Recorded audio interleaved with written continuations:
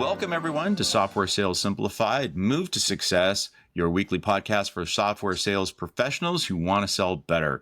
Whether you're a seasoned professional or just starting out, make our podcast your home for insights, developments in the world of software sales. I'm Kevin Donville, and I'm going to be one of your hosts today. I'm joined by my illustrious partner and good friend, Matt Long. And between the two of us, Matt and I have over 50 years experience in the world of enterprise software sales. Matt, how are you doing today? How's your week been? It's good. We survived a tsunami, and now we have hurricane force winds. I think there's a hurricane passing south of us. So, just another day in paradise here. Well, I'm glad that you're still there and you're doing well, and that the island didn't get washed away with all of that. But today we're going to be talking about a subject slightly different than all of that. We're going to be talking about emotional value, real discovery, and authentic engagement, and why that wins deals in the world of enterprise software sales. And in order to have that conversation, we are joined by a good friend of both of ours, gentlemen that we've both been able to sell with in the past and have a lot of deep respect for. That is Brian Wolf. Brian, how are you, sir? How are you doing today? I'm doing wonderfully. Thank you for the kind words, Kevin and Matt. It is so good to see the both of you. And I obviously feel the same about both of you. Two of the smartest, best professionals that I've had the pleasure of cooperating with in my career. And we didn't have to pay him to even say that, folks. That was unsolicited. So that's a wonderful little add-on for us. So folks, Matt and I know Brian very, very well, but of course you guys don't. So Brian, if you wouldn't mind, take a moment, take the floor and introduce yourself to our audience. Who are you? What's your claim to fame? And what do you do? Oh, wow. A lot of expectations there. So I am an enterprise seller on the new logo side at Glassbox. We provide digital experience and fraud solutions for BFSI and major retailers. I also am the founder and head of the Wolf Den, which is a revenue community and consultancy that I've built to share and spread best practices among revenue professionals, including marketing and sales. I have been selling for over 15 years, multiple President's Club awards. And I suppose my claim to fame is that in the last couple of years, I've made a concentrated effort to document best practices and really understand the psychology of sales and more specifically why people buy, what drives them to do that. And I know that we're going to talk a little bit more about that today. Definitely one of the topics we're going to be hitting up today. Brian, I have joined your Wolf Pack there on the website before, and I've had the opportunity to appreciate some of the things that have been shared through that. We're going to be talking a lot about that, as well as not just one, but two books that you have actually authored. Now, Matt and I are authors, so we know what goes into actually writing a book. And for you having to write two makes me feel like an underachiever. Hopefully, over the course of today, we can reference both of those. We're going to put the links to those documents, to those books, so that people who are listening to our podcast today can come in and get their own copies of those. We're going to put those in the description as well. Next time, we could just split ours in two, and there we go. 2 books. We should have done it part 1 and part 2. We could have done a trilogy. Good. 3-picture deal. We could have called Paramount and made that happen, but we didn't. So, Brian, one of the things that I know that inspired you to write these books, and it's something that's driven a lot of the conversations you and I have had, is this concept of value being broken a little or misunderstood in the world of enterprise software sales, misused and abused. It's probably a better way to go and talk about that. And now I got to change the title. I love it. Tell the editor right now, you got him on speed.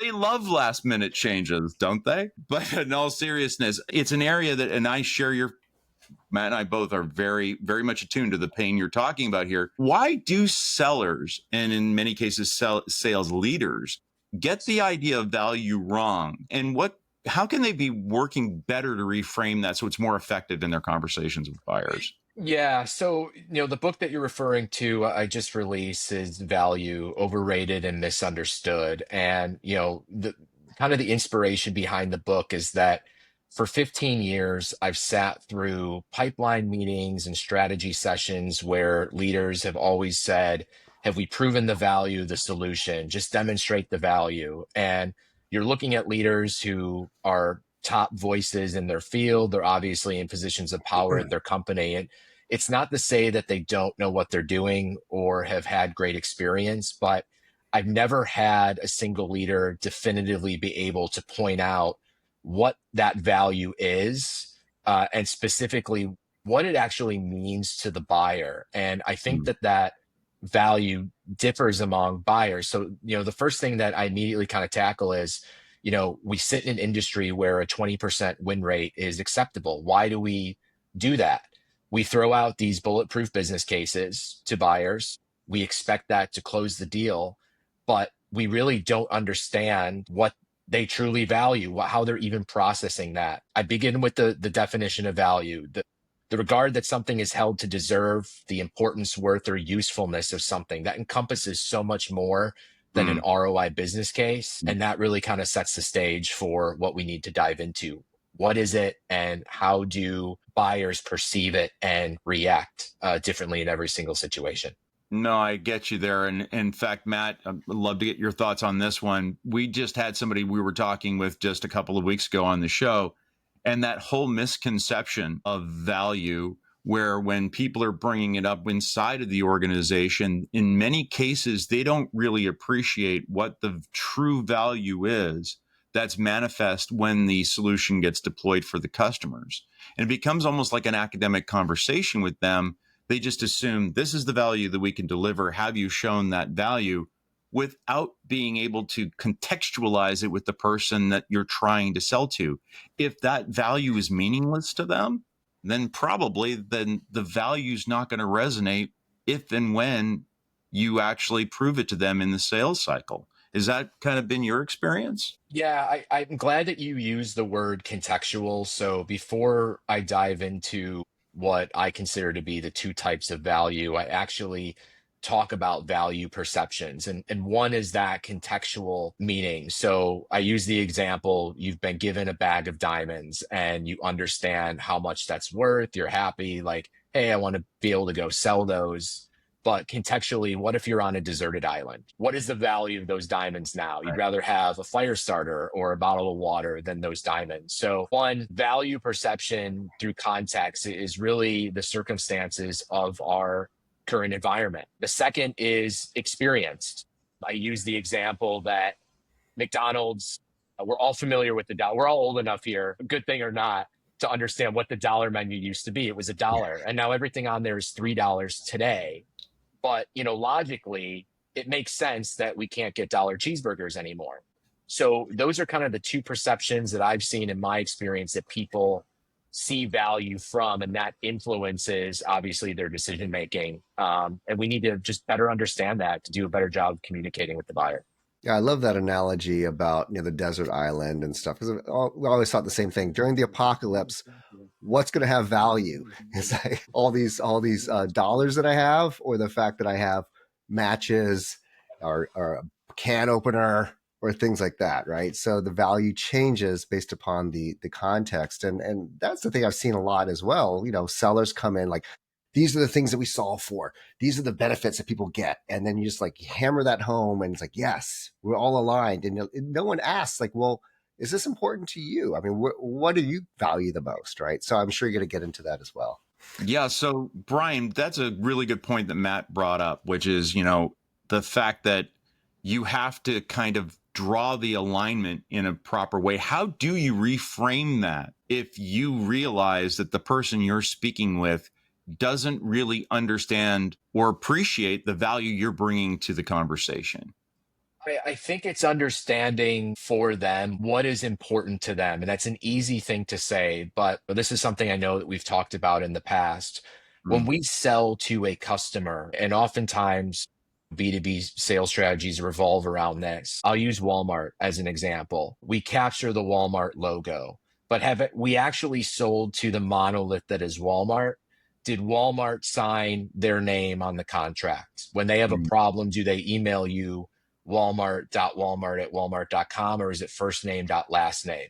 There's a person behind making that decision that is representative of the company. We sell to people who are employed by Walmart, not Walmart itself. And what we need to do a better job of understanding, what is the personal win for that person to move forward? What is the personal win for someone who is our champion, but not the economic buyer, to take that a solution that we have and move it upstream? And what I've done in my book is categorize two types of value: the emotional value, so the subjective importance that we place on something, and obviously the material value. What is the objective importance? Emotional value, I think, is more associated with some of those personal wins, what we can personally gain out of partnering with companies such as ours to fix problems. Material value is obviously probably more relevant to the business and what the business case would be drawn upon. So I totally hear you there. That's actually an area that we talk about in our book as well. We approach it from a slightly different perspective, and we talk about it from the perspective of how you need to engage that in discovery. How do you uncover these things, and how do you realize whether or not the person who's explaining the problem to you, do they truly own that? Is it meaningful to them? Is their life on the line with respect to solving this problem? And you're to explain back to them in a way that makes sense to them and has emotional impact. I totally get what you're saying there. So, really good sellers, it's been my experience that they kind of intuitively know how to phrase their questions and do their discovery in such a way to root that out. But in your mind, what would be some tactics that maybe a good seller should be using when they're going in and talking with someone to find out, is this really the person who owns the problem, and will they care? Yeah, I've really spent a lot of time over the last couple of months testing really how to identify what is that personal win. And, it's something I have more materials built around that we'll talk about in a future podcast, I'm sure. Understanding, why that person is going to take it forward. It's a great disqualifying question, because if I, at the end of a call, say, I flip off my recording and say, hey, have I earned the right to ask you a really tough question right now? And if you don't want to answer it, that's totally okay. But what are you getting out of this? What's the benefit for you? So I can ensure that I make you look like a hero internally if you are going to take this forward. And I've had people go on for 3 or 4 minutes talking about things that are not relevant to the overall business. And frankly, a lot of the discovery and a lot of the momentum I've been able to capture in deals just comes from that approach. And it's all around this emotional value. I believe so strongly in just understanding that, because I think a true champion with whom you build trust will be candid and open up to you. Absolutely. Someone who doesn't trust you and is not in a position to take something forward is going to answer that. And you mentioned, do we have the right person? Does this actually matter to them? In answering that question, you can identify that pretty quick if you can work with that individual successfully, or if you're going to have to go find someone else in the business. Yeah, I mean, it's always such it's a personal question for sure, right? And one that requires a certain level of trust and relationship building. I mean, obviously, after the first call, you're not going to be asking these questions. But when do you find that you are getting to a mode where these conversations and these questions are easier to ask and easier to get answers? Yeah. So sometimes it is at the end of a first call, but that call would have needed to go well. So, obviously, the way that I look at a first call, I'm looking to, first of all, provide a great experience, because you never know where that person's going to end up, who they can refer you to. I also think that if they're taking time out of their day to talk to you, we just owe them that. And we can kind of pass it forward and making sure that we improve upon their buying experience in the future. But I'm looking to disqualify. If we can't solve a problem and I really have to spend a lot of time connecting the dots and they're really not connecting, it's just not worth the time.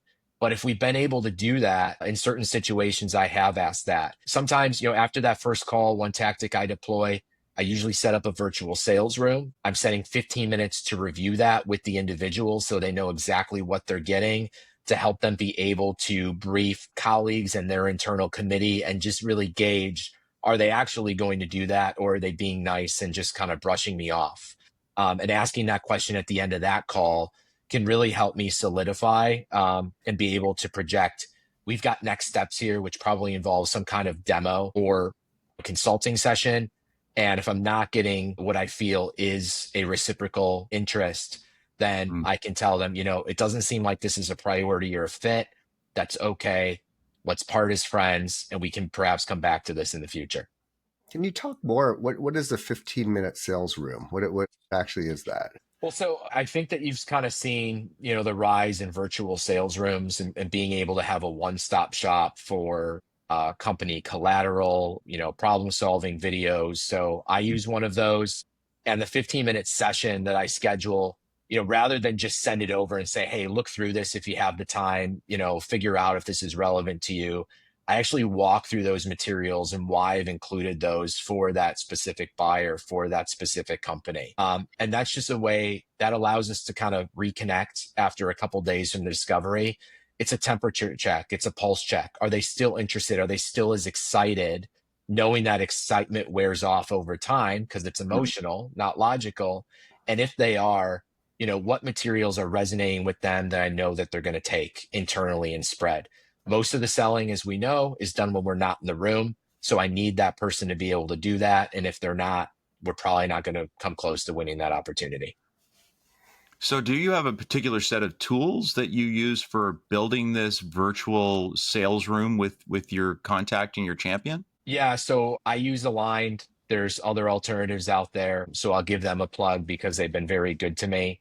I do see higher success and win rates in my deals, correlating to more engagement with those materials. There's other tactics I've deployed. I've tinkered with creating custom materials myself. So, I'm really big on meeting people in the situation, in the moment, understanding if you're going to move this forward, what do you specifically need to have confidence to be able to do this? Because so many reasons will cause someone to not take it forward in the business. The majority of conversations that we have are with people at enterprise level who cannot sign off on our solution. So we know that they have to take it to someone in the business who's going to approve. And frankly, the bulletproof business case around growth and ROI is not enough to justify that decision for them versus the risk. They're processing it through the emotional value. What's in it for me?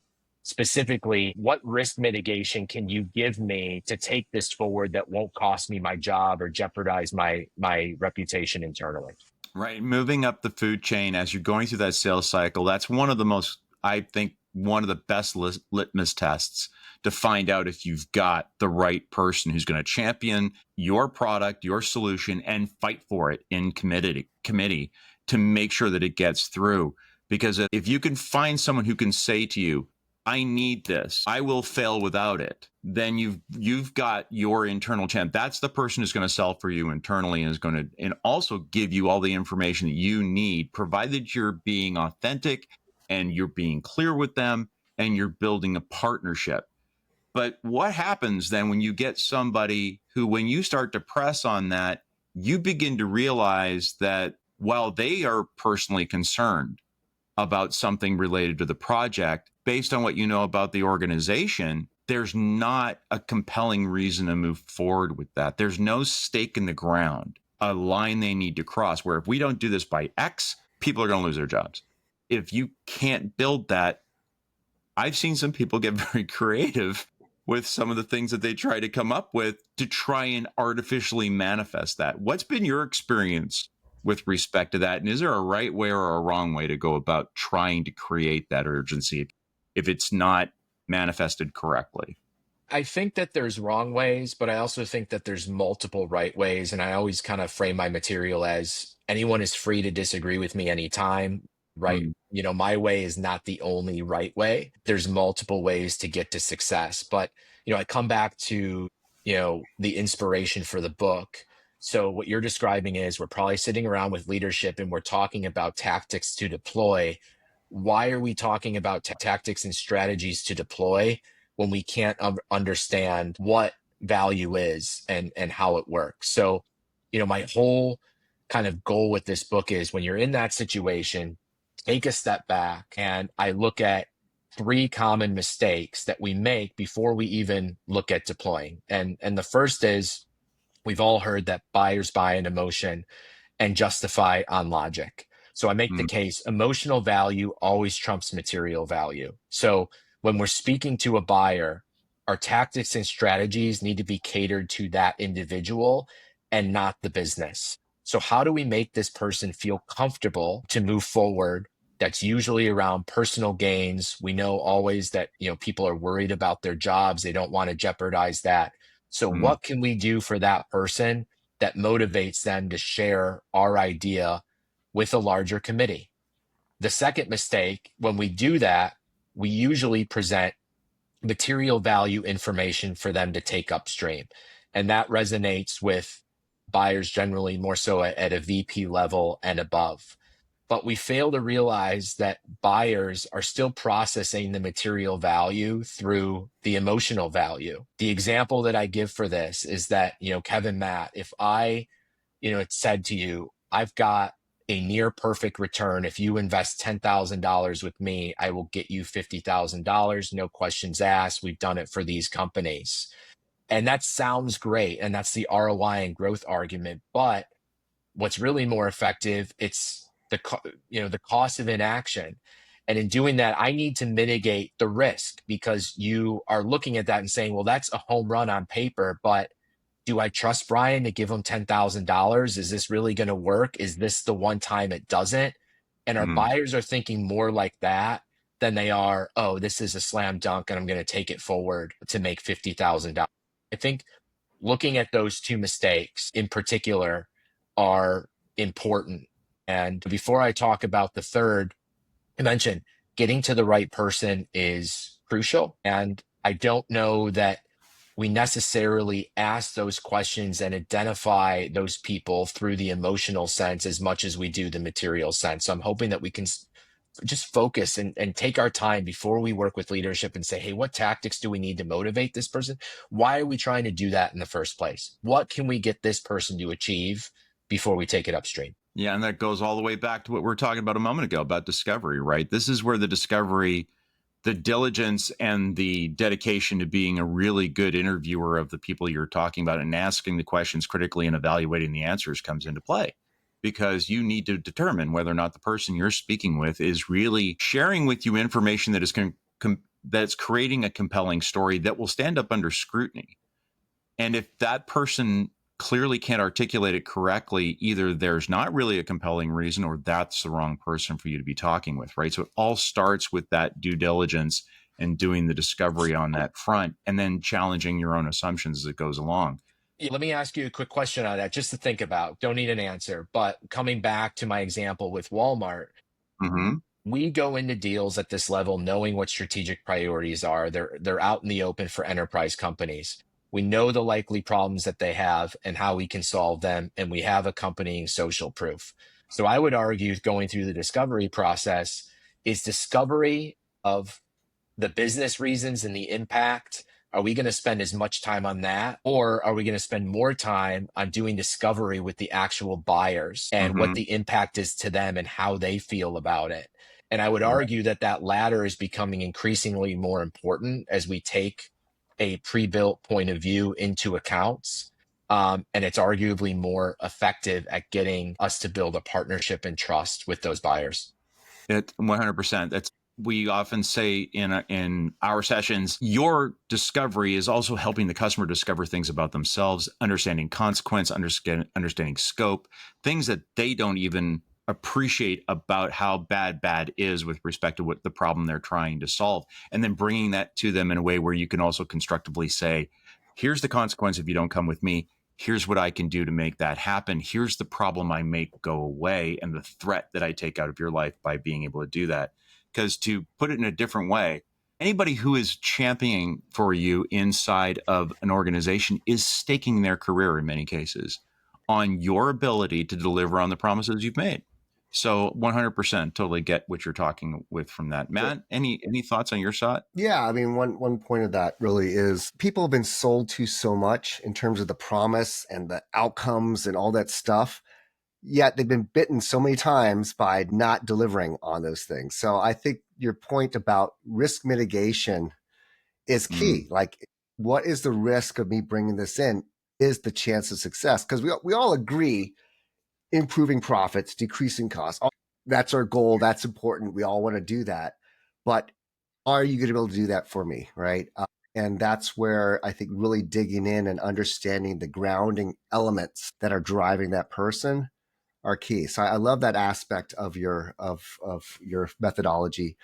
I also do want to just double down on one point that you made, one tactic, which is near and dear to my heart, which is a collaborative workspace to bring everyone together, because there's nothing worse than a bunch of attachments flying around to individuals or various distribution lists, and no one knows where the current one is, where you could just say, hey, here's where everything is. You can just keep driving them back to that. I just love that so much. I think that's so effective in terms of I really think it's managing. Yeah. yeah, I think it's a big differentiator too. It shows a level of professionalism that I think most buyers are still surprised by, but they are expecting in this process. We know that we have to really lay it out for them and also investigate and balance that with how they purchased before. But it really is incumbent on us to go to that next level and set a new standard for them. Because as you said, most of them have had pretty terrible experiences in the past. We have to do better for them. Yeah, I've been a buyer before, and I can tell you that it astonishes me the number of times that sellers have made it hard for me to understand why I should buy their solution and to gather together the materials I'm going to need to go fight for it internally once I decide that that's the solution I want to work with and is going to deliver on what we need. And in that respect, I think that there's a fundamental delivery that can happen in the sales cycle between the sales engineer and the salesperson. And it really comes down to, you've got all this information now, you know what's what, you know what's at stake and who cares. When you go to deliver that message, you've got to deliver it in a way that's easy for them to understand, so that they can turn around and re-articulate it internally for you and be that voice of selling inside that organization. Storytelling, probably one of the most fundamental things to being able to make that message work, don't you think? Yeah, totally. I mean, storytelling, I think, goes into, partial seeing is believing. We obviously know things like demos and proof of concepts. I think that, probably those are the most three important things that we can do to reinforce that, hey, we're making these claims and we can back them up. I always try to kind of grow in my storytelling. I'm not perfect in that regard. What I will share with people is, we did a storytelling exercise at one of my previous software organizations. We just brought somebody in who didn't work in sales or software, but just to articulate, actually worked in improv comedy, and had a very easy framework. She said, remember every story in the context of a fairy tale. And you probably remember those even going back 20, 30 years, because how they're structured. You have a beginning, you have a middle, and you have an end. So in the beginning, here's the current situation, the problem that people are facing. In the middle, it impacted us so much that we had to make a change. And in the end, we adopted this solution and it was able to help us do X, Y, and Z. And when you think of it like that, not only can you tell clear, concise stories, but you can really speak to anybody in the room and understand that, again, the way that people are going to process those stories, how they're going to calculate the value through EV, MV, it's going to be different for every single person.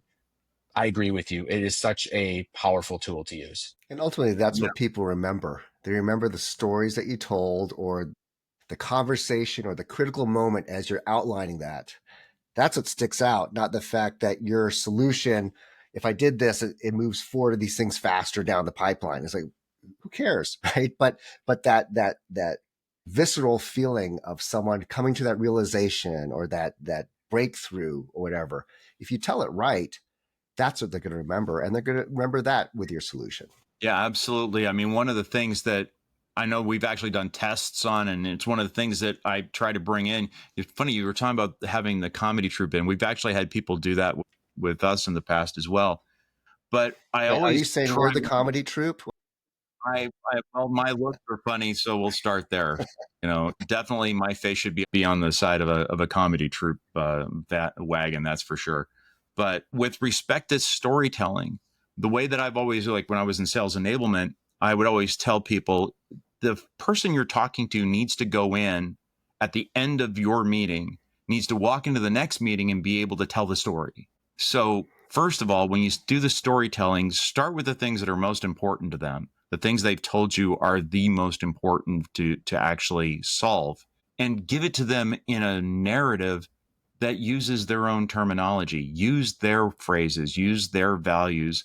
And so they can walk into the next meeting and go, here's what they can do for us. Isn't this awesome? No one's going to turn around and point to them and say, well, okay, what buttons do they have and what widgets do they have in the solution to make that happen? That's never going to be the challenging question. You might get that down at the user level. So from that perspective, the technical demo versus the value demo, how do you prioritize the two of them inside of your sales cycle? I think probably the biggest change I made in my cycle in the last couple of years on getting them to see the product early, and being able to make that assessment for themselves. I think that also works with pricing. I know that there's repeated conversations around showing demos on the first call without having context and without, sharing pricing on that first call. The reality is, as a buyer, and think to the way that you individually buy things, you want to be able to see it. You want to understand its value on its own terms. And if I see something that I don't like or I don't agree with the pricing, that emotional value for me, how I'm processing it, as a seller, I'm just not going to get myself to move off of that. It's very unlikely. I just haven't had an opportunity to earn the right. So, dragging that person through a 2-3 step process, it's a waste of their time. It's a waste of our time. Right. So I do want them to see pricing early. I want them to see a demo early, and then to come back to your tactical demo. I think at that point, you probably earn the right to do a deep dive and get that person to open up. And a tactic that I deploy now when I think I've identified a champion, you've got to have a prep meeting for everything with that individual. Prep before that demo. If they're going to introduce materials to the team, prep with them. If they're going to go to leadership and say, we want to discuss this internally, I'm going to present this on your behalf, prep them on what they need to do and say in order to do that. That I think is one of the biggest changes in helping me create better relationships and ultimately just drive more success in each of those actions throughout the cycle.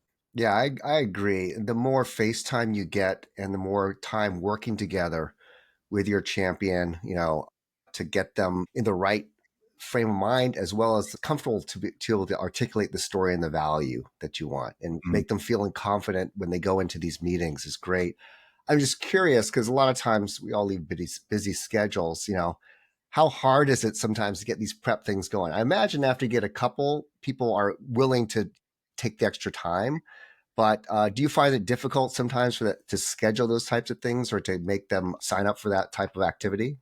They'll make time if they're committed. And if they won't, I don't think that you have a champion there. And I think it is important, Medic and other frameworks try to define the champion. Oh, they've got power, over budget. They'll go sell on your behalf. I don't disagree with any of those things. I really focus on the ability to sell on our behalf and influence leadership, not necessarily hold the budget over that. Because honestly, who has budget for anything? We're going to pull from different sources. We're going to access pools of money that we don't necessarily have access to right away. Testing kind of that commitment, because I think you can be a champion of change and not necessarily a specific product or vendor. And we are selling change first because the biggest competitor that we have is not other vendors, it's the status quo. And then it becomes competing solutions and vendors, some of which are not even in the same space. So understanding, is this a champion of change? And then is this person going to be a champion of us? And as they move closer to being both, I find it easier to get a commitment on that time. And if I don't get commitment on that time, I know I've got somebody who is very unlikely to make those commitments moving forward unless I can get to the core reason of why they won't. And usually it's always associated with that risk factor. Absolutely. Well, there's a lot of interesting stuff here that we're bouncing back and forth, but I want to kind of come back to your books a little bit here, because I totally follow along. Matt and I are both lockstep with you on your approach to selling and why these things are important to do. But I want to talk a little bit about the book that'll be coming out just before this podcast will post.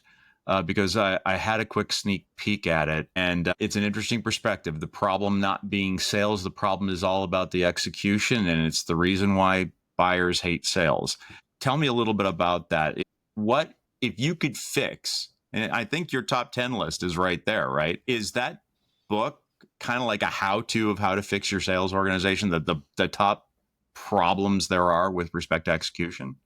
Yeah, so the inspiration behind this, the book is 10 Things I Hate About You, Sales. So just kind of a clever play on the 90s film. I wanted to build ideas that would incorporate the buyer into this process, and really put something out to the audience where they could understand our frame of thinking while calling out sales and saying we need to do a better job of understanding them. So I'm hopeful this is the first piece I've done that appeals both to a buying and selling audience and meets in the middle. And what I looked at, our selling process is pretty much defined, especially when it comes to B2B and software in particular. There are commonalities in every organization, from messaging to objection handling to setting next steps, demos, and pipeline management. So I've taken what I feel are the 10 most common scenarios, and I've looked at those from, using an example and then being able to understand from a buyer perspective, why are they frustrated with this? What do we need to know right away that would just cause them frustration, pain, and not want to deal with us? I then provide an explanation for the buyer why sales does it, and then lessons for what sales can learn from this and what buyers can learn. And again, the whole idea here is just to create some conversation and this mutual understanding, with the hope that both parties will be a little more amicable to working with each other moving forward. Building bridges there, right? So if you had to pick, though, because I've already read through it, and I was chuckling and cringing at the same time as I was reading the list. If you had to pick one as being the one that stands out to you as being the biggest guffaw of all that happens, which one would it be? Think what I've seen in my career, and I should do like a power ranking of these. I think that they're all important, but I think what's kind of near and dear to me is, number 4, I call it out, interrogative discovery, aka tell us what's wrong. You have convinced someone to spend time with you who probably does not have time in their day, and you go into a call, whether it's inbound or outbound. There's certain things that they want to know, there's certain things that they want to see, and the majority of sales will still tell me your biggest problem, what's going on in the organization, what's the impact of that. These just general questions that we've been told to ask to basically fill out Salesforce and Medic and other frameworks for a CRM. It's not buyer friendly. No one wants to sit there under the light in a steel chair and be asked all these things and come away with, absolutely no understanding of how we can help them. I'd probably call that one out as the one that we probably should work the most on. Wholeheartedly agree, but some people pay extra for sitting in that chair with the hot light on them. Let's be honest, right? But that's a whole other podcast. They're called industry conferences and preset meetings. That's what they are. Absolutely. There's all kinds of tactics you can use for it. Can actually be an interrogation, but if the person walks away feeling like it was the best 30, 40 minutes they've spent of their week, then yeah, that was a great tactic to use. And there's all kinds of different ways you can make it clear that they're investing. And I don't mean to say you're going to Tom Sawyer and fool them into that process, but all about engaging them, making it about them, and making it about them in a way that's non-threatening and clear that I'm here to help. You're offering that, and it goes right back to that thing you were talking about in reference to your other book about building that trust with the person that you're trying to make your champion by establishing value and the reasons why it matters to them. Yeah, and I think, what you'll find in some of my materials, I'm less focused on the actual plays. So going back to that pipeline meeting example, the emphasis is really for people to take a step back, critically think about the situation and the buyer, think about how you personally buy, think about what matters to whom you're talking.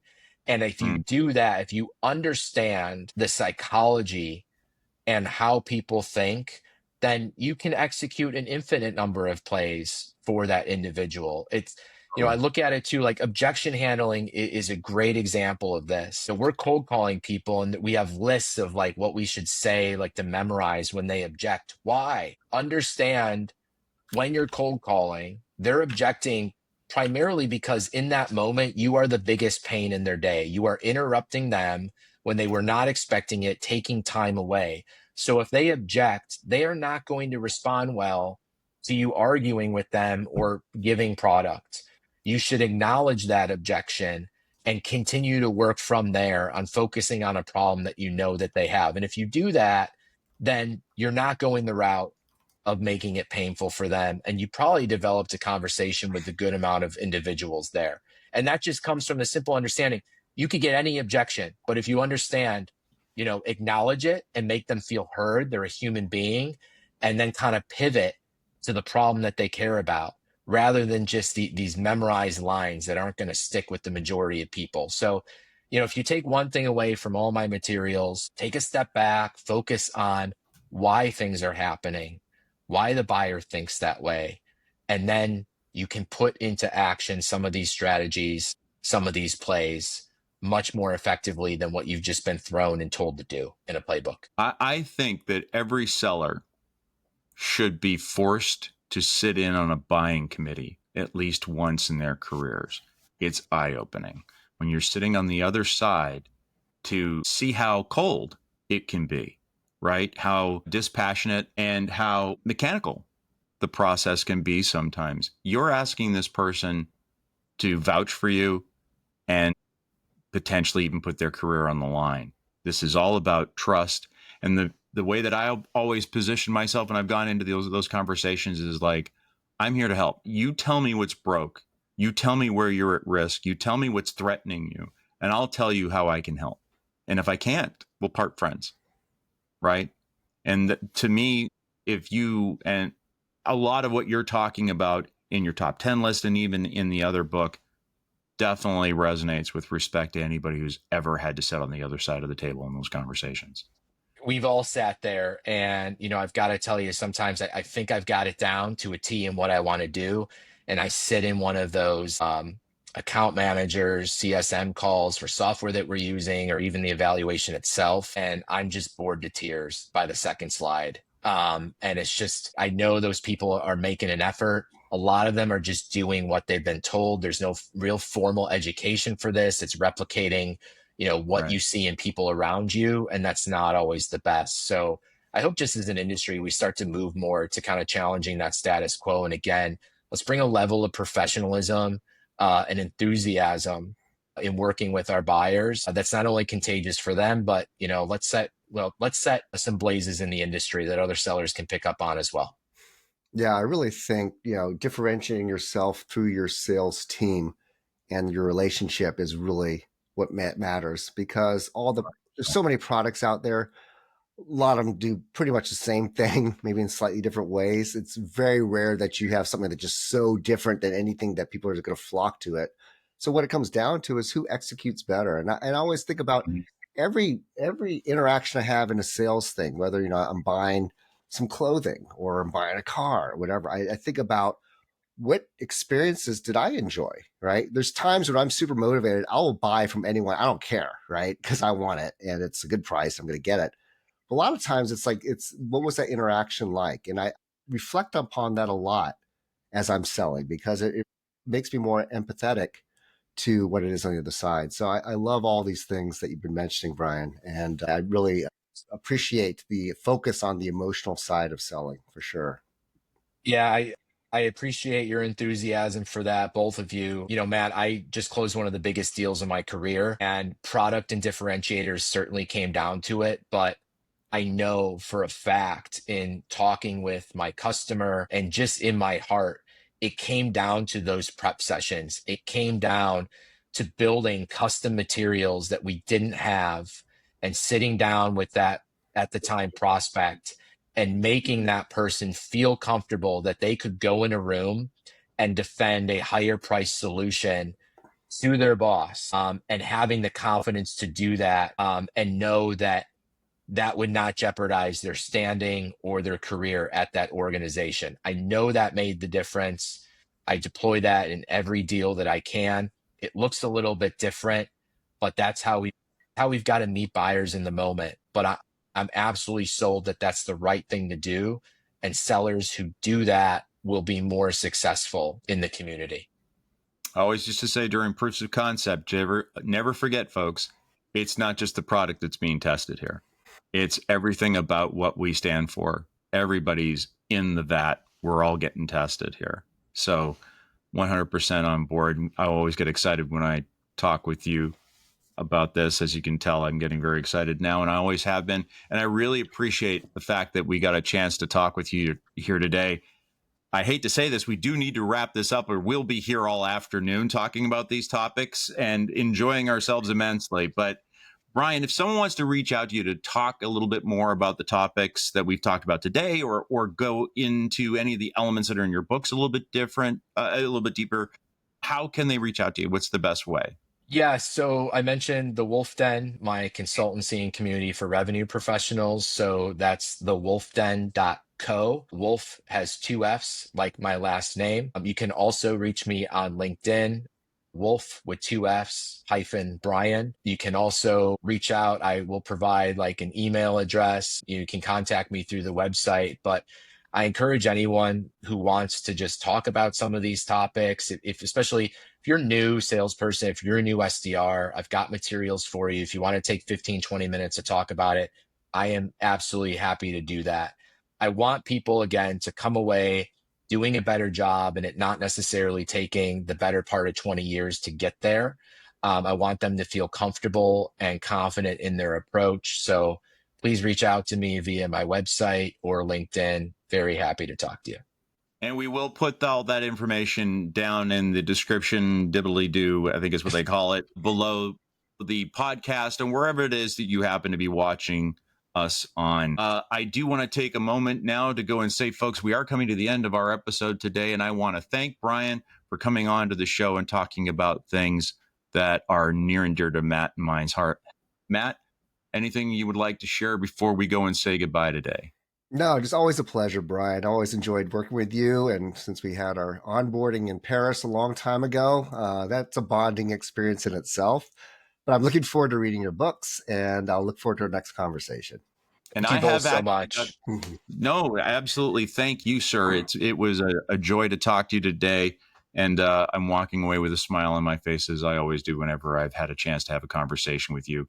But folks, that does bring us to the end of our episode today. If you guys liked what you heard, please go ahead, like, subscribe, follow. If you would like, give us a comment. Let us know what we got right, what we got wrong, things you'd like us to go into a little bit more deeply, or things we missed entirely. We want to hear back from you to make these episodes as valuable to you as we possibly can. Please take a moment also to go to Brian's website, check out his books, check out the site that he's got there. It's incredibly valuable for sellers. I can't recommend it any stronger than that, but please go take a look at it. And if you'd like to go and take a look at our book, go to our website where you can go and buy your own copy of our methodology as well. But with that having been said, folks, thank you for spending a little bit of time with us today. It was great to see you, and I hope we're going to see you back here next week. Until then, take care.